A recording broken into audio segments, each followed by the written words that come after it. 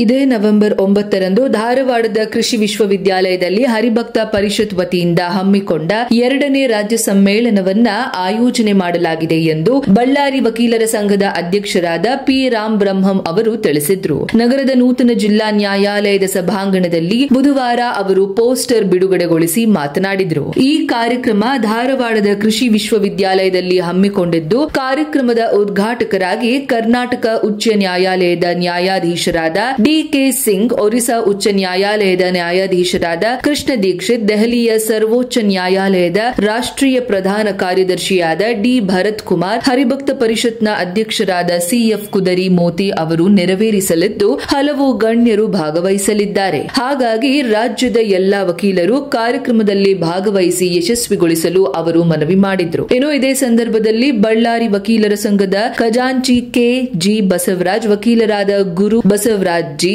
Veeresh, V Vijayakumar, Ravikumar, Manjunath, Harish ಗನಮಲ್ಲಿ ಸೇರಿದಂತೆ ವಕೀಲರ ಸಂಘದ ಸದಸ್ಯರು ಹಾಜರಿದ್ದರು. ಬಳ್ಳಾರಿಯ ನಿರಂತರ ಸುದ್ದಿಗಾಗಿ ಬಳ್ಳಾರಿ ಬೆಳಗಾಯಿತು ಚಾನೆಲ್ನ ಸಬ್ಸ್ಕ್ರೈಬ್ ಮಾಡಿ ಹಾಗೂ ಬೆಲ್ ಐಕಾನ್ ಒತ್ತಿ.